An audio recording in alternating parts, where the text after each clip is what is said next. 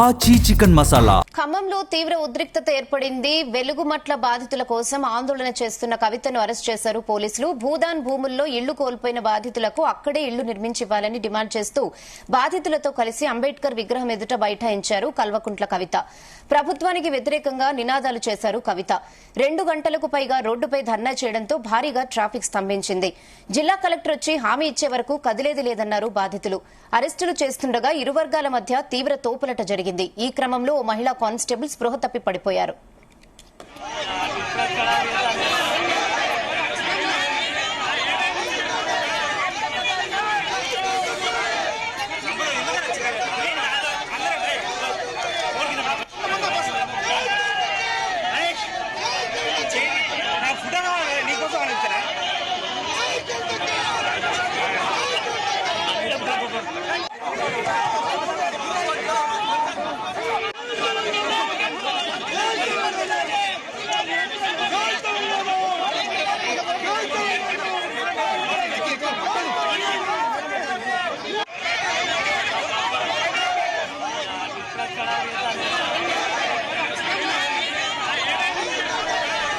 ఖమ్మంలో తీవ్ర ఉద్రిక్తత ఏర్పడింది. వెలుగుమట్ల బాధితుల కోసం ఆందోళన చేస్తున్న కవితను అరెస్ట్ చేశారు పోలీసులు. భూదాన్ భూముల్లో ఇళ్లు కోల్పోయిన బాధితులకు అక్కడే ఇళ్లు నిర్మించివ్వాలని డిమాండ్ చేస్తూ బాధితులతో కలిసి అంబేద్కర్ విగ్రహం ఎదుట బైఠాయించారు కల్వకుంట్ల కవిత.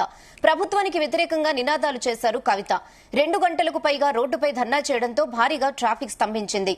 జిల్లా కలెక్టర్ వచ్చి హామీ ఇచ్చే వరకు కదిలేది లేదన్నారు బాధితులు. అరెస్టులు చేస్తుండగా ఇరు వర్గాల మధ్య తీవ్ర తోపులట జరిగింది. ఈ క్రమంలో మహిళా కానిస్టేబుల్ స్పృహ తప్పి పడిపోయారు.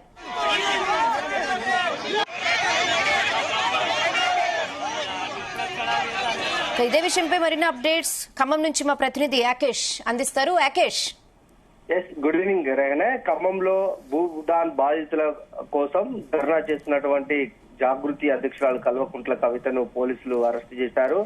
దాదాపు 4 గంటలకు పైగా కూడా ఖమ్మం ప్రధాన రహదారి మీద ఆమె భూదాన్ బాధితుల కోసం ధర్నా చేపట్టింది. భూదాన్ బాధితులకు ఇల్లు కూలిపోయినటువంటి ఘటనలో వాళ్లకు అదే స్థలంలో ఇల్లు నిర్మించి ఇవ్వాలని కవిత డిమాండ్ చేస్తూ ఈ ధర్నాకు పిలుపునిచ్చింది. ఆమెతో పాటు BC SC SC JNC convener గా ఉన్నటువంటి విశాఖధరణ్ మహారాజు, పలు ప్రజా సంఘాల నాయకులంతా కూడా ఈ ధర్నా కార్యక్రమానికి హాజరయ్యారు.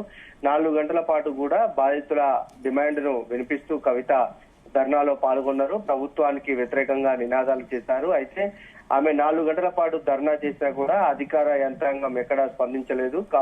ఖమ్మం జిల్లా కలెక్టర్ అనుదీప్ ధర్నా దగ్గరకు వచ్చి బాధితులకు ఒక హామీ ఇవ్వాలి, అప్పటి వరకు తను ధర్నా విరమించేది లేదని కవిత డిమాండ్ చేశారు. అయితే ఈ క్రమంలో జిల్లా కలెక్టర్ రాకపోగా ఆర్డీఓను అక్కడికి పంపారు. ఆర్డీఓ వచ్చినా కూడా కవిత ధర్నాను విరమించలేదు. దీంతో తీవ్ర ఉద్రిక్తత ఏర్పడింది. బాధితులు ఒక్కసారిగా నినాదాలు చేయడం, వారిని శాంతించే ప్రయత్నంలో పోలీసులు వారిని అడ్డుకున్నారు. అయితే ఆ పోలీసులు కొంత ఓవర్ యాక్షన్ చేయడంతో బాధితులు ఒక్కసారిగా తిరగబడ్డారు. దీంతో అటు బాధితులు పోలీసులకు మధ్య తీవ్ర తోపులాట జరిగింది. ఈ తోపులాటలోనే ఒక మహిళా కానిస్టేబుల్ స్పృహ తప్పి పడిపోయింది. అనేక మంది బాధితులు కూడా కొంత ఇబ్బందికరంగా గాయాలైనటువంటి పరిస్థితి. వారందరినీ కూడా ముందుగా అరెస్ట్ చేశారు. దాని తర్వాతకి ఉద్రిక్త పరిస్థితి తగ్గిన తర్వాతకి ప్రస్తుతం కల్వకుంట్ల కవితను, విశాఖధరణ్ మహారాజును అరెస్ట్ చేసి ఖమ్మం 1 టౌన్ పోలీస్ స్టేషన్ కు పోలీసులు అయితే తీసుకెళ్లారు. ఈ క్రమంలో ఆ కవిత మీడియాతో మాట్లాడుతూ తాను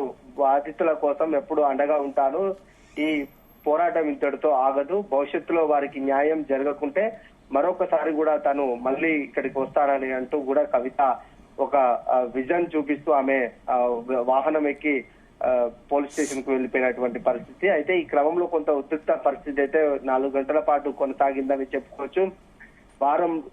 2 వారాల నుంచి కూడా బాధితులు న్యాయం జరగట్లేదు, ఎక్కడా కూడా వారికి ప్రభుత్వం ఒక హామీ ఇవ్వకపోయినటువంటి క్రమంలో వారంతా కూడా నిరాశ్రయులుగా మిగిలిపోయారు. దాదాపు 600 కుటుంబాలు రోడ్డున పడిపోయాయి. ఎక్కడ కూడా వారికి ఇల్లు లేకుండానే చెట్ల కింద తలదాచుకుంటున్నటువంటి పరిస్థితి. అయితే వారిని ఆదుకోవాలని మొదటి నుంచి కూడా అన్ని పక్షాలు డిమాండ్ చేస్తున్నాయి. ఇప్పుడు కవిత కూడా వారి ఆందోళనకు మద్దతు పలికి ధర్నాకు పిలుపునిచ్చింది. భవిష్యత్తులో కూడా తాము అండగా ఉంటామని చెప్తున్నారు. ప్రస్తుతం వారి భూదాన్ బాధితులకు సంబంధించి దాదాపు ఆ ప్రాంతానంతా కూడా ప్రభుత్వం ఆధీనంలోకి తీసుకుంది. 31 ఎకరాల భూమిని కూడా ప్రభుత్వం అన్ని ఇళ్లను కూల్చేసి మొత్తం కూడా ప్లేస్ ను చదును చేసేసి ప్రభుత్వం ప్రస్తుతం తమ ఆధీనంలోకి తీసుకుంది. ఈ స్థలానంతా కూడా ప్రజా ప్రయోజనాల కోసం వినియోగిస్తామని జిల్లా కలెక్టర్ అనుదీప్ ఇప్పటికే ప్రకటించారు. అయితే బాధితులు మాత్రం ఎక్కడైతే తమ ఇళ్లను కూల్చారో అదే భూమిలో తమకు ఇల్లు నిర్మించి ఇవ్వాలని డిమాండ్ చేస్తున్నారు. ఆ స్థలాన్ని అయితే బాధితులకు ఇచ్చేటువంటి పరిస్థితి కనిపించట్లేదు. వారికి ఇతర ప్రాంతాల్లో ఖమ్మానికి చుట్టుపక్కల ఉన్నటువంటి ప్రాంతాల్లో మాత్రమే వాళ్లకు ఇళ్ల స్థలాలు ఇచ్చి ఇందిరమ్మ ఇల్లు ఇస్తామని మంత్రి పొంగులేటి శ్రీనివాసరెడ్డి ఇప్పటికే ప్రకటించినటువంటి క్రమంలో భూదాన్ భూముల్లోనే మాత్రమే తమకు ఇల్లు స్థలాలు ఇల్లు కావాలని వాళ్ళు అయితే డిమాండ్ చేస్తున్నారు.